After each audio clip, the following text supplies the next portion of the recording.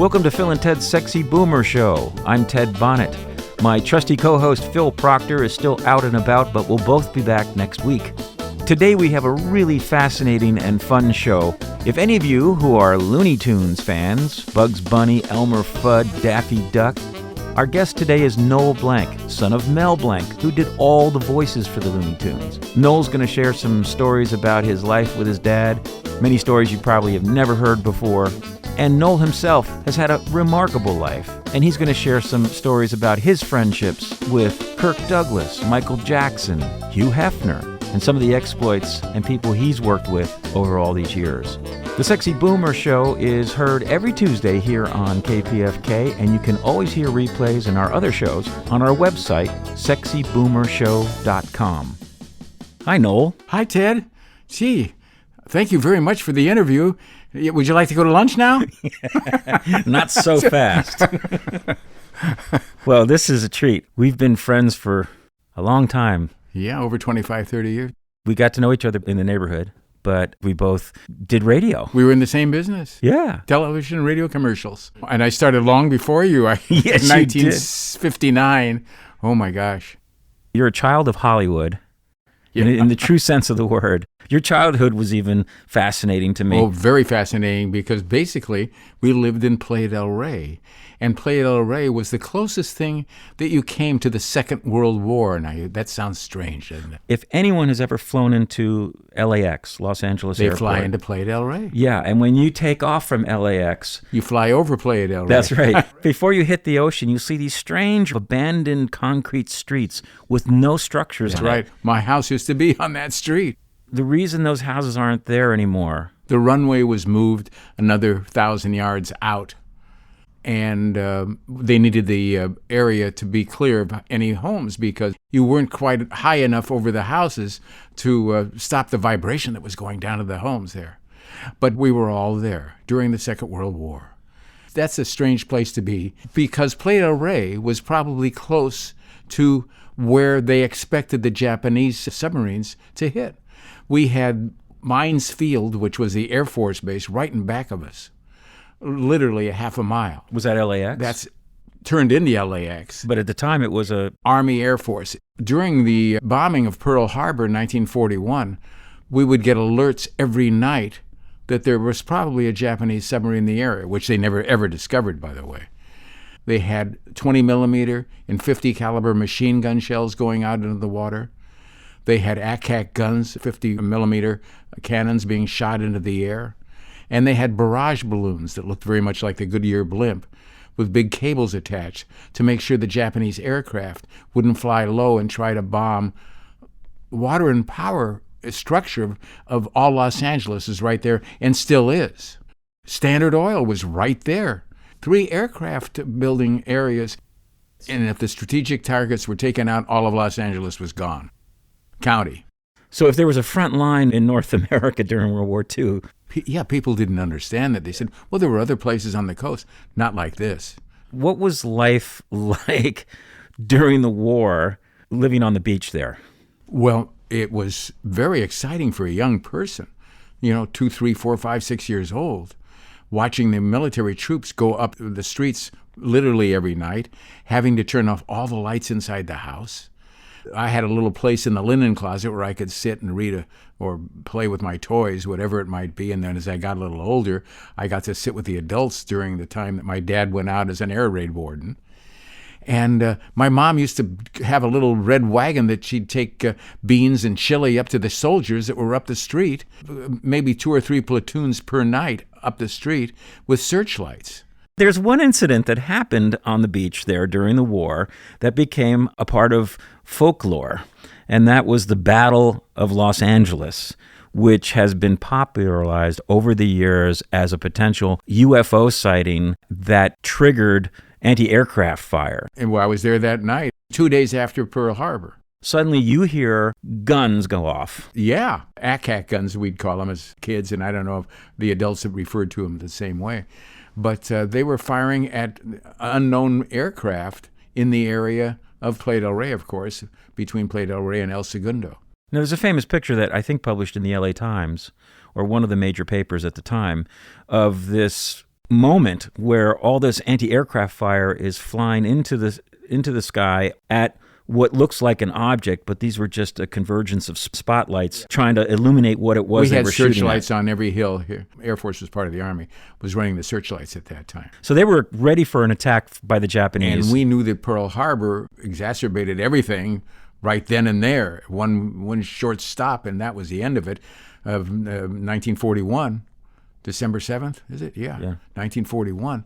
And after that, we all became very aware of what could happen to our coast. So there was this hair trigger, if you'll forgive me. That's right, Doc. And so when this object was spotted, and this is the very early days of radar, and so this somehow got amplified as the only time that a UFO, because people leapt to the notion that it was some sort of alien craft that we all fired at. Well, no, they thought it was a Japanese craft. At the time.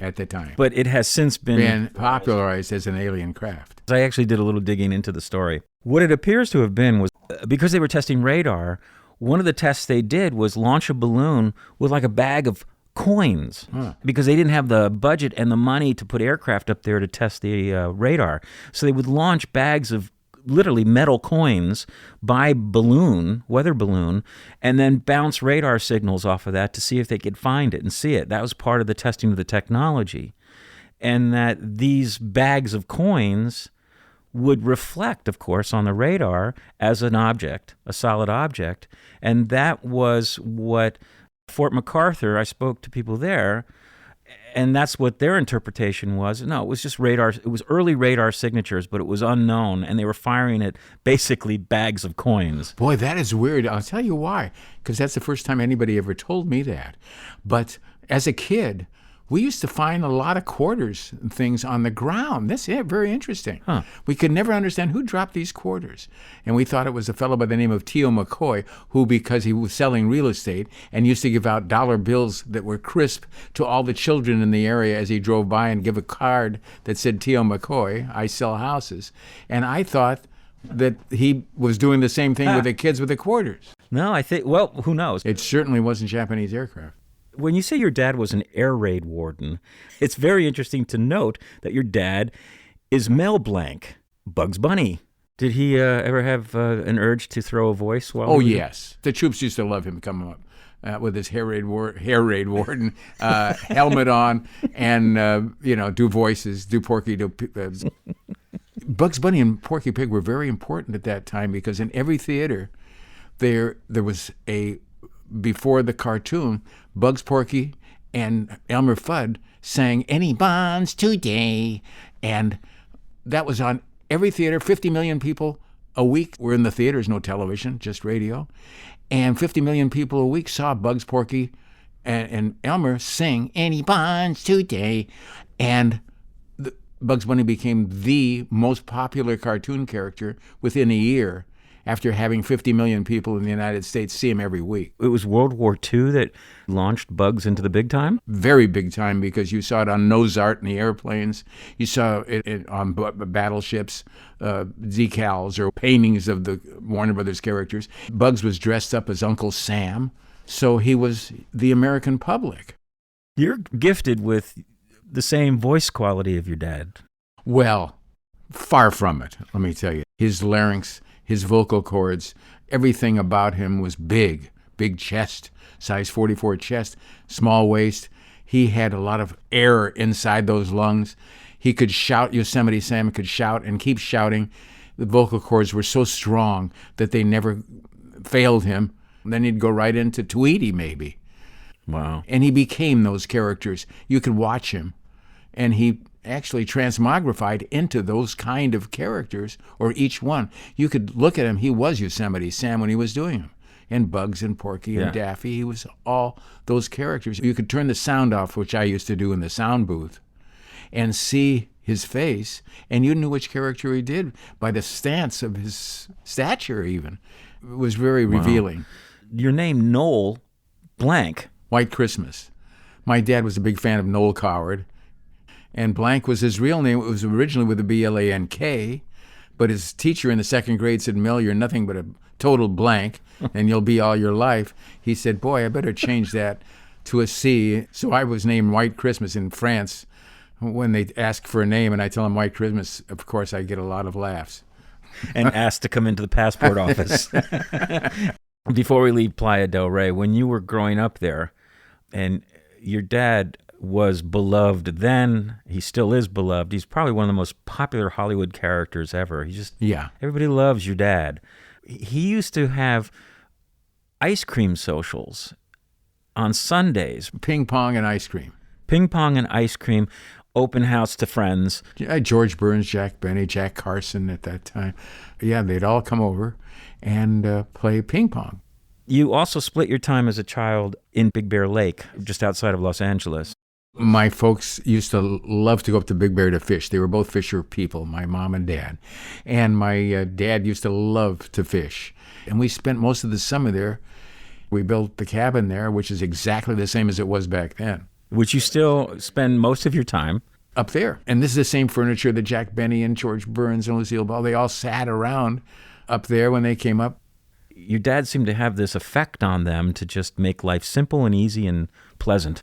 My mom and he were that kind of people. You love to be around him. And he could tell a story. He'd talk long story jokes that kids, hey, Mel, do this. He was basically a very quiet guy until somebody would ask him to perform. Then he came out of it to perform, and then he'd be quiet again. I remember he and Johnny Carson, when they'd go to any cocktail party, they were friends, and they'd sit in the corner because Johnny didn't like to really talk with a great drink in his hand and talk to people. My dad never did that. Neither did my mom. As you grew older, you did go to UCLA. Tell me the Marilyn Monroe story. Just getting into UCLA at that time, I was about 17. And I went to the Jack Benny show with my dad because Marilyn Monroe told Jack Benny that she would love to be on the show. And Jack had just happened to come over for dinner to our house the night before and says, I'm going to have dinner with Marilyn Monroe. So I told Dad, I says, can you take me to the show? I'd like to just see her. So he took me over. I sat in the audience and he says, come on backstage when we're through. So when the show was over, I walked up the stage, got in the back. Just as I was walking toward the end of the back of the stage, Marilyn Monroe rushes out, throws her arms around me and says, oh, Noel, I've been wanting to meet you for so long. Jack Benny put her up to that because she knew that I thought Marilyn Monroe was the living end. And you're 17. And I'm 17. Oh, my God. But Benny was like that. He'd do crazy little jokes on people like that. And they were all harmless and very well done. Seems like Jack Benny was almost an uncle figure to you. Yeah, he was. He was one of my dad's closest friends, too. Benny was funny all the time, and not with jokes or anything, just his expressions. I'm sure he was attracted to your dad's personality.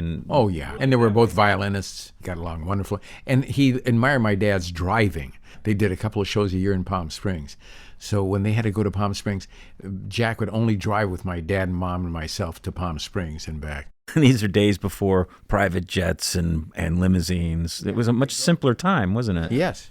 He needed, like anyone, to relax a little bit once in a while. Big Bear was a retreat for him from the hustle and bustle, but it didn't work out that way.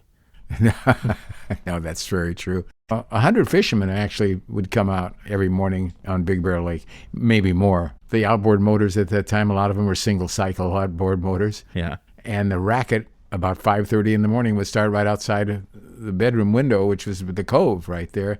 And the cove that was the same one that he caught all the fish in, and they knew this cove was pretty good. Jack Benny was up one of the weekends. And Dad says, I'm going to stay up and write a song about Big Bear Lake. He says, because I've been thinking of one in the boats that are putting, et cetera, et cetera. So he wrote the song Big Bear Lake. And in the morning, and he got into the piano, I could play the chords of it. And he says, what do you think? I says, gee, it sounds fantastic. Play it for Benny. So he played it for Benny. And Benny says, that's amazing. I like that song. And Benny loved Big Bear Lake. And he says, why don't I get the Sportsman Quartet? And you know the guys at Capitol Records, because you're making all those kids' records for them. We'll put the song on the air and on record. So Capitol made a record of it. Benny put it on the air. It became a hit. And Big Bear got the best of it because all of a sudden he got a lot of new people up with Big Bear. And it was all because of the little boats in the morning.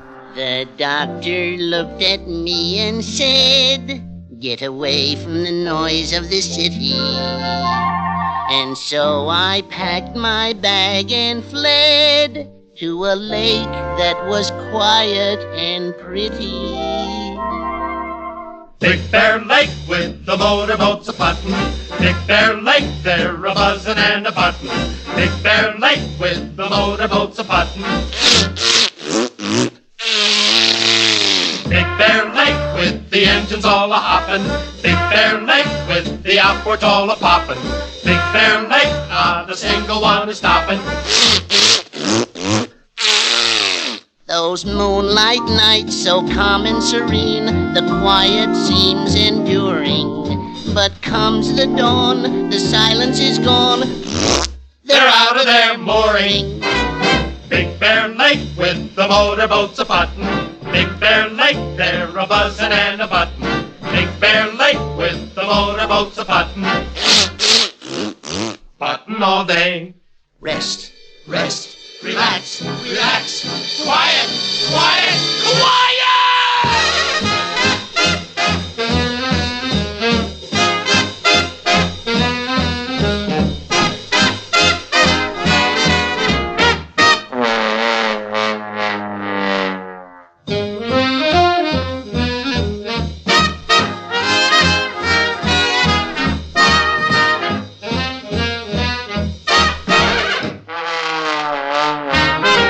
Relax and quiet, the doctors all say, is good for your condition. But how can you relax and be quiet when There goes the ignition. Big Bear Lake with the motorboats a-puttin'. Big Bear Lake, they're a-buzzin' and a-buttin'. Big Bear Lake with the motorboats a-puttin'. Puttin' all day, puttin' all day, puttin' all day, puttin' all day.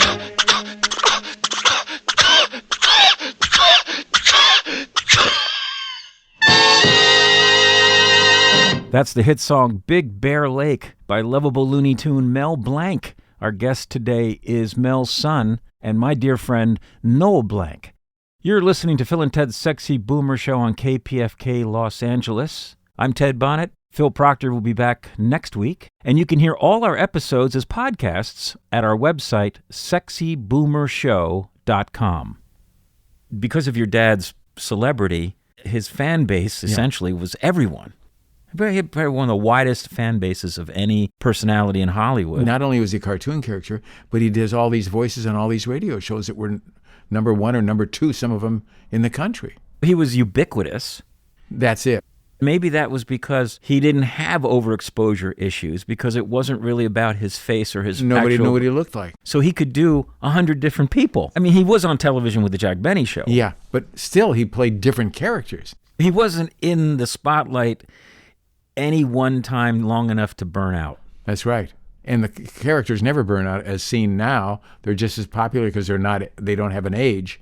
Bugs Bunny's still Bugs Bunny. He had all kinds of fans. One day, the two of you were home at Big Bear and the phone rang. Oh, yes. So I said, Dad, I'll get the phone. We had landlines, of course, at that time. He says, hello? Is this Mel? I says, no. He says, this is Elvis Presley. Is Mel there? And I said, oh, yes. Elvis, here's my dad. I winked to my dad. I said, this one says he's Elvis Presley. Because people used to call up and say, hey, I'm Jimmy Stewart, or whoever it might be, that they were Gabby Hayes, whatever it might be that they were imitating. Friends did this? or just odd people would call and do it. They could mimic the different voices. And he said, it's Elvis Presley. And Dad goes, he puts his hand to his head. He goes, oh, you know. Hello, Elvis. Hello, Mel. Yeah. Hey, I'm doing a picture up here. It's called Country Cousins. And I'd like to come down and see you. I'm up here at Cedar Lake, where the movies were, a lot of them were made up there. And he says, I can come down in about 10 minutes. I'm driving a black Cadillac convertible. Are you going to be around? Yeah, I'll be here, Elvis. I'll be seeing you. Okay. He hangs up. My dad says, that's Elvis. He's going to be here in 10 minutes. So we're laughing at So we walk up the hill of the driveway to the street, and we're waiting on the street, and all of a sudden, a black Cadillac comes down the street. One guy in it, driving it, and it's Elvis Presley. He turns in, he gets out of the car, grabs Mel, gives him a big hug. He said, "Oh, I just love the character so much, Mel. Do Bugs, do Porky, do Daffy." He said, "Come on in the house, Elvis." Okay, he comes in the house, and he's looking out this big window, a little teeny cabin with a big window that's looks over the lake, and there's the boat down there, and it says Bugs Bunny. He says, "That's your boat, right?" "Yes, it is." He says, "Let's go for a ride." Well, movie stars always want to drive the boat. It's really funny. So Elvis, "Can I drive it?" Mel says, "Yeah, but see those buoys out there? You got to stay 5 miles an hour until you get out there." So Elvis gets into the boat. The boat's facing outward. We get into the boat. And out of the slip, he's going forward. So it goes straight out of the slip at about 25, 30 miles an hour. We're on the lake cruising toward the dam. And along comes a much faster boat by the side of us. And it says Yellow Jacket on it. And I knew that Roy Rogers had a boat called, or was named, Yellow Jacket. Or that was the brand name of the boat. And he's up by the side of us. And he's looking over, and he realizes it's Elvis Presley driving the boat. So Roy Rogers signals us to slow down and stop, and we all do. And it was wonderful because I don't think he'd ever met Elvis before. And between my dad, Elvis, and Roy, they told wonderful stories with each other. And at that particular time, the number one cowboy in the United States was Roy Rogers. The number one singer in the United States was Elvis Presley. And the number one voice in cartoons, or voice, was heard more probably than anyone in the world, maybe than Elvis Presley, was my dad. And they had all kinds of stories to tell. But by the time Elvis looked at his watch, he said, "Oh, nuts, and I got to get going. I got to get out of here." And Elvis left the building and took off, and that was it. Wow. Your dad, with all his fame at Warner, the studio system was really a contract situation. He was getting $45 a week to start with. To do Bugs Bunny. And all the characters. And then they upped him to $60 a week to do all the characters and all the cartoons. Uh-huh. And then he says, "You won't give me a raise?" "No." "Can you put my name on the bottom of the credits? Voice characterizations by Mel Blanc." And they said, "Okay." So whenever they saw Bugs Bunny or Porky Pig or whatever, Daffy, Speedy Gonzales, there were a lot of cartoons made, about 55 a year. It had voice characterizations, Mel Blanc. And because of that, and everybody was going to the theater at that time, they saw his name on the credits in the movies, and they called him up for the radio shows. They knew he could do all these voices. Brilliant. They say, one man is doing all those voices, I'll just use him as a character on my radio show. They were doing more than one Looney Tune cartoon a week? Yeah. Wow. Took them 9 months to do it. How many people? Oh, 300. All hand-drawn. All hand-drawn. Wow. Big studio. Yeah. And your dad was doing all the voices. Yeah, but it didn't take him very long to do the voice. He could do 14 characters when he had to do them, and that would take him about an hour. But your dad was working like almost a paid employee at that time. Oh, he was just a paid employee, not making much. If it weren't for Capitol Records, he wouldn't be making anything at that time. Wow. Because he was number one seller at Capitol Records. During the time of Sinatra and Nat King Cole, they were just beginnings times. He was selling more records than they were with Bugs Bunny and Friends albums. This was in the 40s. He did about 100 records. Really? Sold 14 million copies of records. They were storybook records. Bugs Goes to the Fair. And they'd open the book, the large book, the size of a 78 record. At that time, about the size of a 33, it looked like. You'd read along to the voices doing the story, because there was no television. What's up, Doc? Say, wait a minute. Aren't you a rabbit? Me a rabbit? A rabbit? Oh, Doc, you slay me. Say, I'll tell you what I'll do, though. I'll help you look for a rabbit. Come on, Doc. To waddle, a-hunting we will go. My name is Daffy Duck. People say I'm loony. I'm like an old piano, a little out of tune. Well, we have to turn back to camp now. Unga binga bunga. That's all, folks. There was an experience here in Hollywood about your dad. He had a terrible car accident. On Dead Man's Curve, incidentally. Jan and Dean's Dead Man's Curve is about that curve. There's a stretch off Sunset Boulevard, and the reason it's Dead Man's Curve... 23 deaths. 23 deaths. It's a winding segment of the road. It's crowned road to get the water off of it. People that go on it go too fast and roll off the crown. Unfortunately, your dad was going to work. He had a gig at 7 o'clock in town. In the evening? Evening. What was he driving? An Aston Martin, which was a very light car made out of aluminum. A beautiful car. When was this? What year? 59. He's going to work on Sunset Boulevard. He was not a fast driver, and he's in the right lane, and all of a sudden an Oldsmobile, big 98 Oldsmobile, crosses the double divider and hits him head on. And the kid got a scratch on his knee because big car versus small car doesn't work very well. And my dad was taken to UCLA hospital, and they didn't give him much of a chance at all. Lost a lot of blood, had a head injury, and he was in a coma for about 12 days. He broke a lot of bones? Oh my gosh, name a bone he didn't break. He's in a body cast by this time, all the way up to his neck, all the way out to both legs, and they're on a bar so that both legs are spread about 10 degrees, 20 degrees opposite each other with a bar and a body cast up to almost to his neck. And everybody was trying to rouse him. Jack Benny. Oh, yeah. And he got so many phone calls, my God, all over the country. Yeah. The Hawaiian newspapers actually had headlines, Bugs Bunny died. But from your perspective inside, trying to wake your dad up. Nothing helped. And we kept the television on inside the ICU. It was near his bed, and he could look at it, but of course he was in a coma.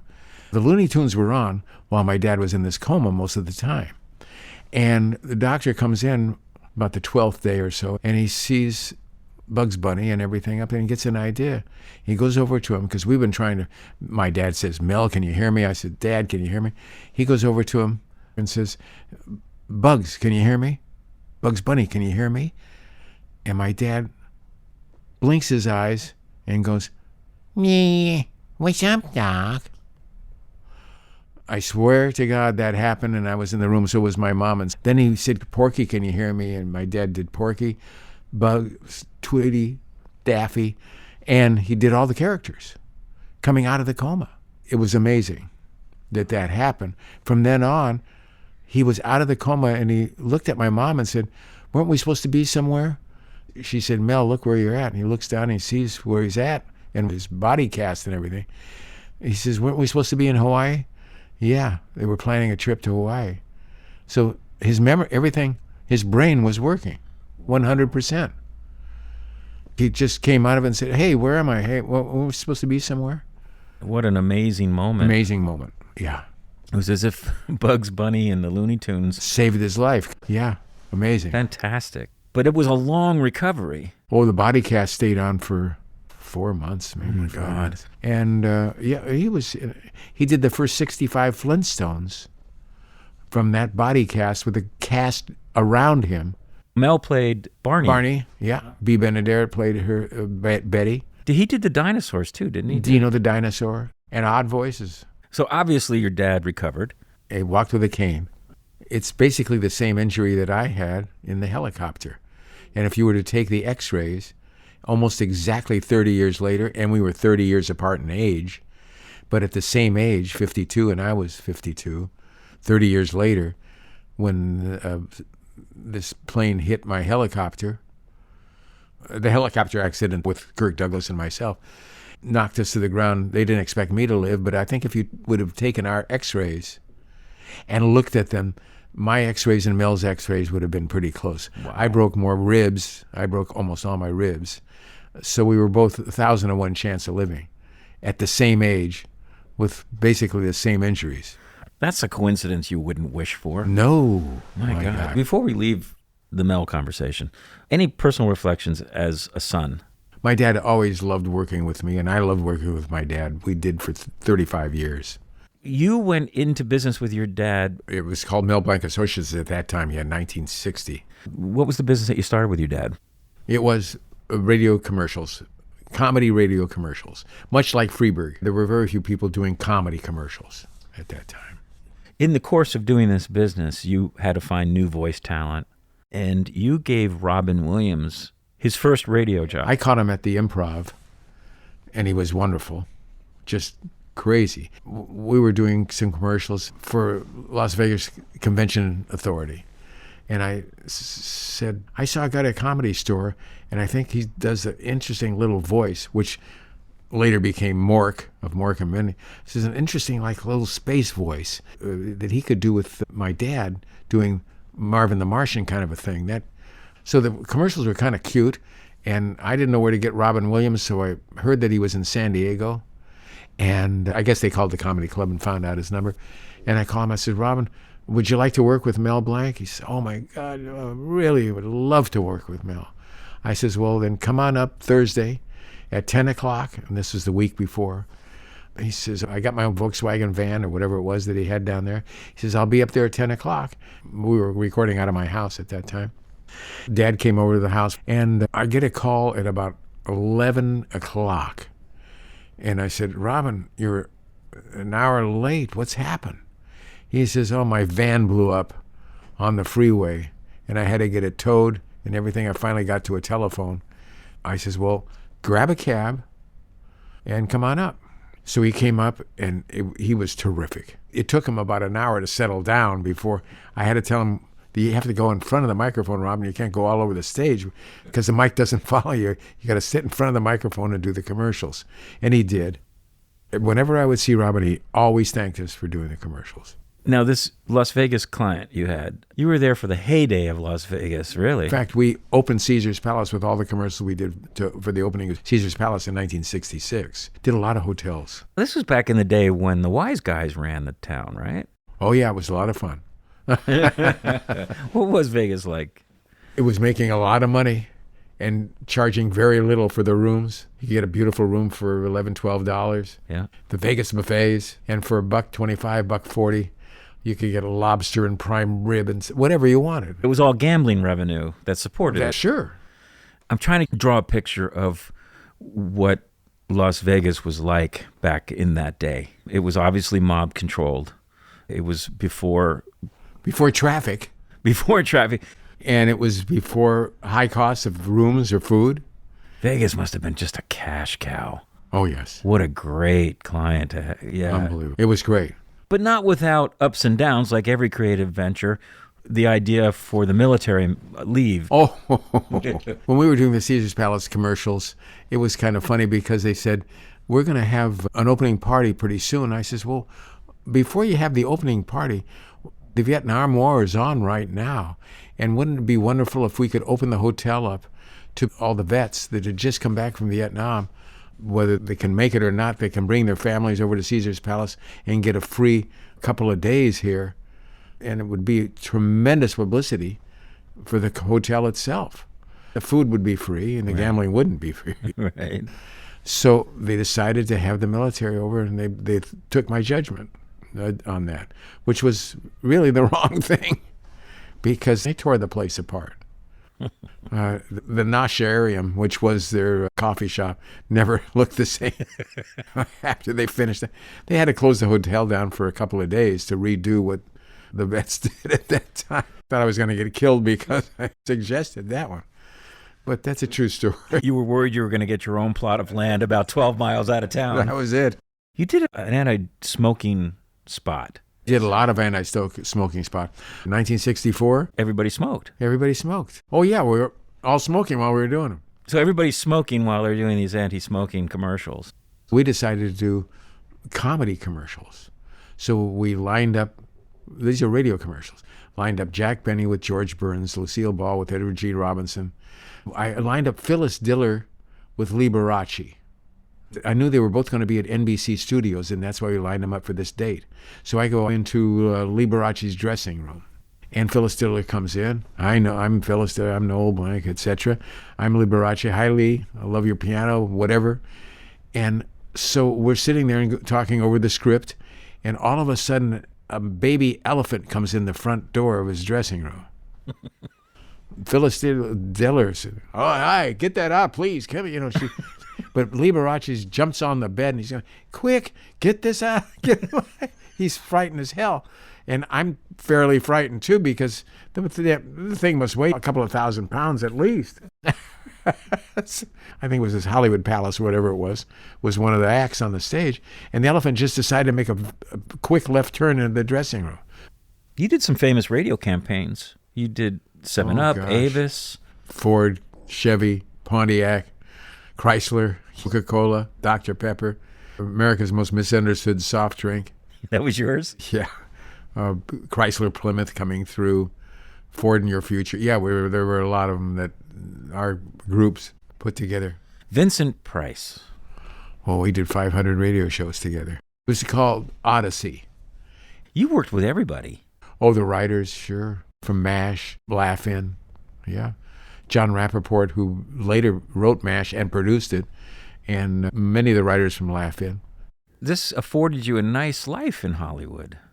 Yeah, it wasn't a giant moneymaker because we did a lot of charity services, like the American Cancer Society, things like that. You lived in Beverly Hills. I bought my house from Bobby Darin, the singer, Bobby Darin, on the corner of Rodeo Drive. He says, "Well, I'm asking $300,000. What can you afford?" I said, "Well, I could probably afford about $150,000. This is 702 North Rodeo. What year was this? 1968. And Bobby Darin had just redone the house to get Sandra Dee back because he wanted Sandra Dee to come back to him. They had separated. So he redid the house just exactly the way Sandra Dee wanted it. She didn't come back, so he wanted to sell it. He had just learned that he was also going to die within 2 years because of a heart problem. Oh, my God. He had rheumatic heart failure, so he sold everything for nothing. That's why he said, "Take it." Wow. Yeah, he and I hit it off really well together. Built studio, worked out of the house for 25 years, 30 years. Nice. I never drove. I took a bicycle in and out of the town or walked. That's how you met Kirk Douglas. Yeah, he lived 2 blocks away, and his son came over for Halloween in 1968, and he said, "I'm Eric Douglas. I'm Kirk Douglas' son. They live 2 blocks over on Canada." He said, "You got to come over and see the house." I said, "Oh, that sounds nice, Eric. You have to invite me and tell your dad then, and I'll come." He says, "Yeah, come over for a movie," because they had a big projection room movie. So he says, "I think we're having a movie next week." I says, "Boy, I'd love to meet your dad." And I went over that week and met his dad, and we just hit it off for some reason. Eric would spend a lot of time at my house, and later other son Peter spent a lot of time at my house. And during the business, Joel, his other son, Michael was doing his own thing. Joel worked for me for a while, a couple of years, and Kirk and I became very close. He was my closest friend for 25 years. What prompted you to become a helicopter pilot? Kirk and I had to go to Palm Springs once. I was going to stay at his house with he and his wife. And I says, "I got an idea. I got a friend that has a helicopter company." And he said he would fly us down there to show us his helicopter and to see what it's all about. So Kirk said, "That sounds like a great idea." And so he gave us the helicopter for the day to go down there with his driver. I just loved the feeling of a helicopter. I got to ride in the front seat on the way down there. And I says, "I got to learn how to fly one of these." And I loved it. It's amazing. You're a bird. When you're in a helicopter, you become a bird. You can stop, you can go, you can travel over the water at 5 feet above the water. You had this terrible accident with Kirk Douglas. Yeah. We had the helicopter accident when the plane ran into us. What happened? We're on the pad, and the guy that's teaching his student is one of the best trick flyers, aerial specialist, #1 in the world. Yeah. And obviously he was turned back and talking to the student who's piloting it from the back. He wasn't on the radio.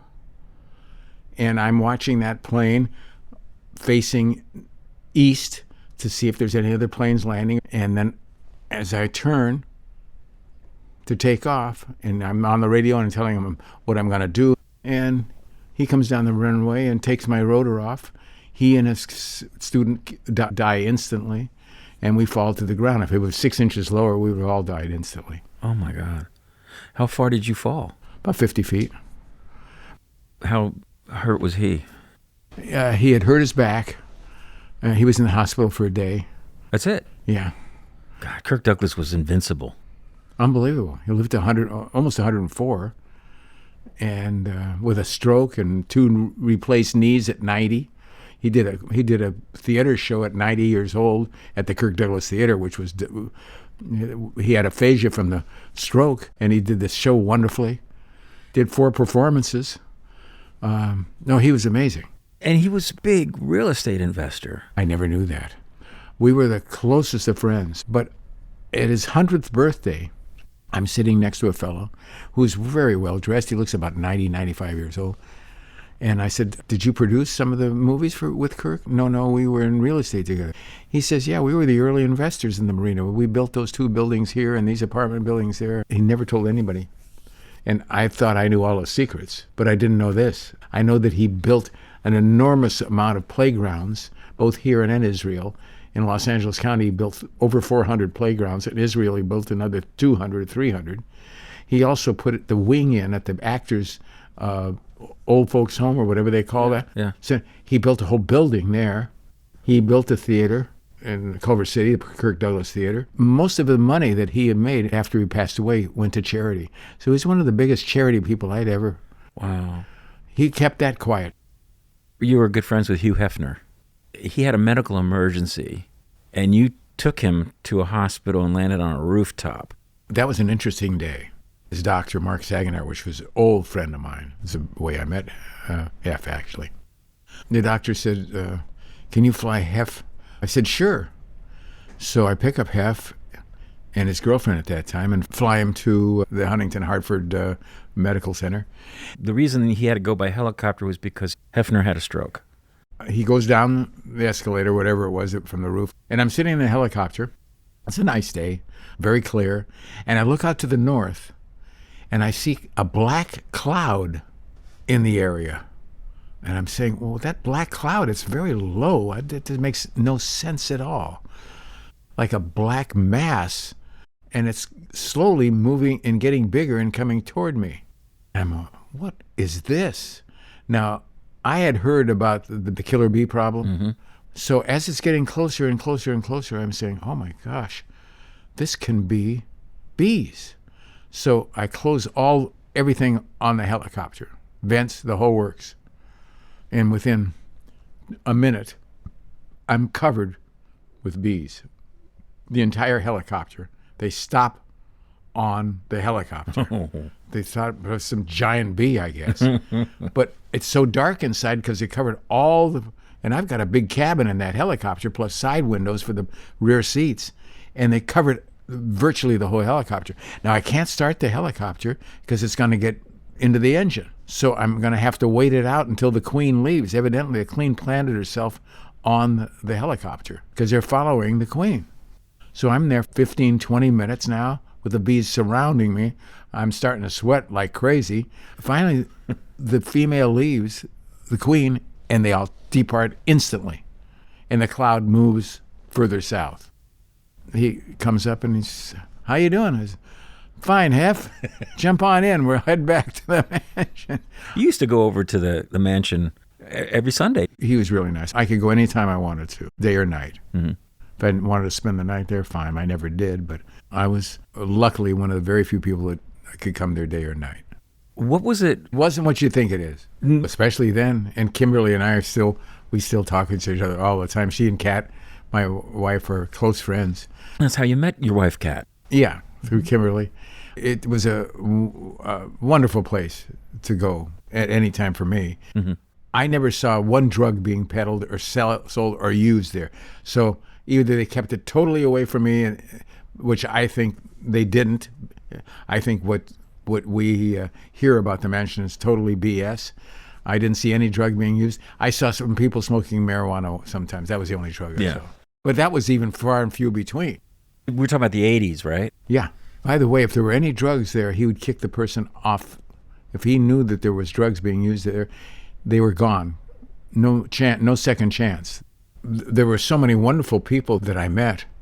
He didn't go for the people that weren't really solid, good people. Maybe there was debauchery at times and perhaps earlier. Yeah, I just didn't see it. Those were the times. Yeah. But by the time you were there in the 80s... No. And then he met Kimberly and the kids. They call me Uncle Noel, the two kids. I brought my mom up there for 3 or 4 Thanksgiving dinners. She sat at the table with Hef. We had movies Fridays and Sundays. What was your takeaway about Hefner, who he was? Brilliant, lovable, honest, caring. I was dating somebody that I met up there, and we separated. I felt terrible that we separated, and Hef was the kind of person who put his arm around you and say, well, I know you feel bad, but don't worry about it. It's going to be okay. You'll meet the right person someday. He was just like a dad to everybody. He was a whole different kind of a guy. And the movie time, he would talk about the movie before it started. And then he'd sit there eating popcorn. And it was like a family, basically. Sounds also innocent. The rep didn't really... Oh, everybody was... sex was all over the place. I never saw any fornication or any drugs being used at that time. Which is kind of interesting. Yeah. And I was in the jacuzzi a lot. But to be in the jacuzzi with people, yeah, fine. Yeah. But I didn't see anything happening during that time. Another good friend was Michael Jackson. Michael Jackson was an interesting ride. His plastic surgeon, before he got looking crazy, when he looked really good, his plastic surgeon was a friend of mine. And he says, I'm going up to visit Michael. Can we all fly up there and we land at the airport right near his house? I said, sure. So we did. And we had a wonderful time. The second time I flew was even more amazing. Because after he found out I was Mel Blanc's son, I land at the airport, and there's a limousine waiting to pick me up. And I get in the limousine, and it's all television sets up and back, where the windows are supposed to be television sets, and they're all playing cartoons, Looney Tunes cartoons. I said, oh my God, this is something special. Wow. So then we get to near the house, and here's a big carriage with a footman, 2 of these most beautiful white stallions, giant horses, pulling this carriage. And the footman gets me into the carriage, and we drive up the driveway in the carriage to a circular driveway where the door is going to open for me to get out, and there's Michael Jackson standing there waving, hi. That's the second time. Neverland. By carriage. Wow. To the house. It was a state visit. Oh my gosh. Wow. We had a great time. We raided the kitchen first. We got some fried chicken, things like that. This cabin was just an amazing cabin. The second floor was an incredible dance studio. And he turned on the recorder and threw me a baton. He says, you dance with that. And he puts the hat on, and we're dancing around the floor. He says, follow me. He says, I'm not really a dancer. He says, follow me. He says, okay, can we now call your dad? I said, sure. So I called my dad up. And he says, I said, Michael Jackson's on the phone. He says, you mean the radio commentator on ABC? I said, no, the other Michael Jackson. Oh, okay. So they talk. The third time I flew up there, he wanted to take a ride in the helicopter and learn more about it. So we took a ride in the helicopter. He was amazing. He had a little chimpanzee. We had the greatest time. Chimpanzee puts his arm around my neck, and we walk around the place with the chimpanzee. Yeah, he was very open to me. I had met Michael before with Jermaine Jackson and his brother. I'm driving up a street in Westwood in a black Ferrari, and it's a BMW that pulls up to me, and I see a guy leaning out, and he says, hi, it's Michael Jackson. I says, Michael Jackson? That's how I met him, in the car like that. For the doctor connection. He says, yeah. So my brother Jermaine and the other brother also. He says, we love your car. Can we come see it? I said, okay. So he follow me. So we follow him over, gets out of the car, and we talk. And that's how I met Jermaine also. And Jermaine Jackson became a friend of mine. Fun stories. You met these people. It was happenstance, which is how you got to know the Kardashians, right? You went to school. I went to with school. This was fourth grade. There was no schools in Playa area because there was no school. There was nothing there. My mom says, well, there's a military academy in Walden Hills. Do you think you'd like that? I said, I bet you I would. If I could come home every day, just go to there for school. And that's how I met Bob Kardashian, Sammy Kardashian. All the Kardashians were at this school also. And the Agajanians were there too. And they were all day school people that lived in the Baldwin Hills area, which where the school was. And that's how they became good friends. And through that connection, you met OJ Simpson. OJ was living with the Kardashians this time near Hollywood in the hills. When he was on trial, and Robert, who you call Bob Kardashian, was a lawyer for him. Bob Shapiro was another close friend of mine, by the way. Bob Shapiro. The OJ trial, oh, that's a strange thing. To set this up a little bit now, if you go back, his wife, Nicole Simpson. I met Nicole the day that OJ did. So I had been friends of OJ for a long time. We were sitting at the Daisy with Jack Hansen that owned the Daisy on Rodeo Drive, which was a wonderful place to have lunch, a little patio outside. And OJ would come over and have lunch with us once in a while, too, because I was there almost every day. I just took my bicycle down to this little restaurant. So it was really a lot of fun.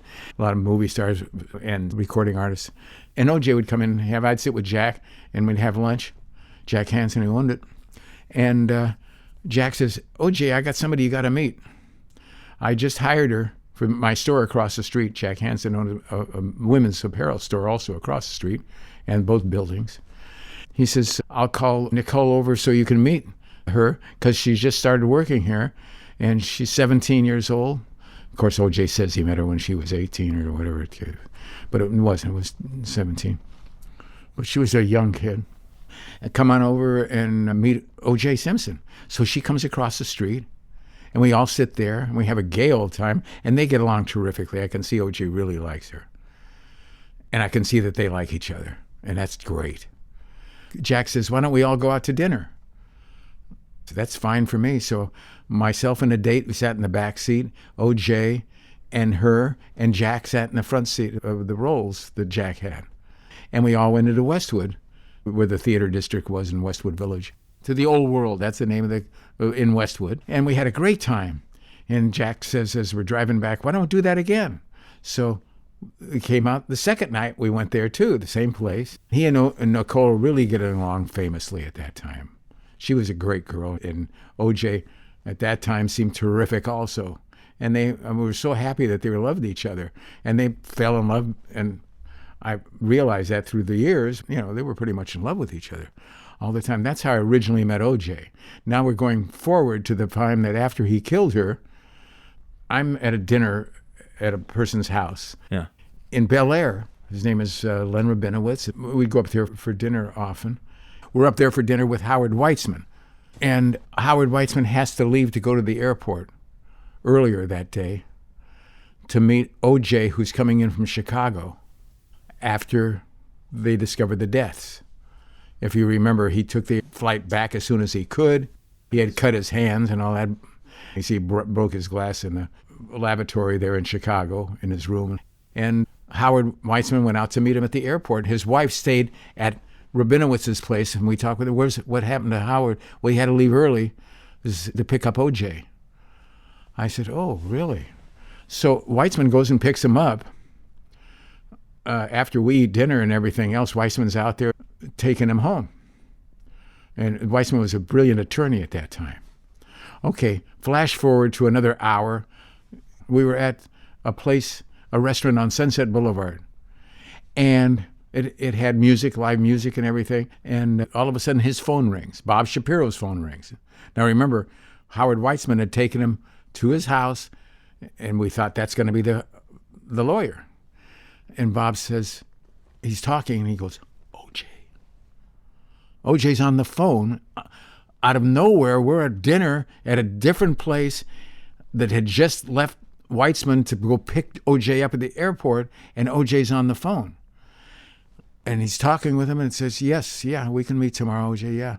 And he hangs up. He says, it's OJ Simpson. I says, wait a minute. I was just with Howard Weitzman in the afternoon who went to pick OJ up before we came here. What do you mean he's calling you? He says, well, people have been known to change lawyers. I says, wow, I've never heard of that. But how fine a coincidence that is. It only means something to me in Cat that we were at these incredible coincidences that happened with OJ. And the fact of knowing him from the beginning and having be there the day he met. These are all verified dates because, I keep a page of what I do every day since 1958. You have a journal. I have a journal of it. I can tell you every move. Every day. Yeah, every single day. You were witness to O.J. meeting Nicole the first time. You double dated with them twice nights in a row. That's right. When they met. And then years later, because they're both friends, you're with one who's been retained as the lawyer. Well, see, he wasn't retained as the lawyer then. I got a feeling Howard thinks that he did it. So he doesn't want to take the case. Oh, okay. And that's when he must have called Bob Shapiro, who was another very noted lawyer. I mean, that's very strange stuff. Looking back now at a really well-lived life. I think I've had a charmed life, even though I might have died during the crash. It was so close. Aside from that, a perfectly wonderful life with the greatest wife. There's 6 months in Big Bear and 6 months in Santa Monica. I grew up here in Santa Monica, and I met great people in this area, such as yourself. Talk about really great storytellers. He's a great storyteller. I'm medium, midway, mid-wash, but he's a great storyteller. Thanks. I'm still going to do a very, very friendly edit. Don't worry. Well, no, thank you. And as my dad would say, That's all, folks. This is Phil and Ted's Sexy Boomer Show. Our guest today, Noel Blanc. Phil Proctor will be back next week, and we have a whole bunch of great shows lined up. Thanks to our producer, Donna Walker, here at KPFK-FM. We're here every Tuesday at 1 p.m. And you can hear all of our shows on our website at sexyboomershow.com. I'm Ted Bonnet. See you next week.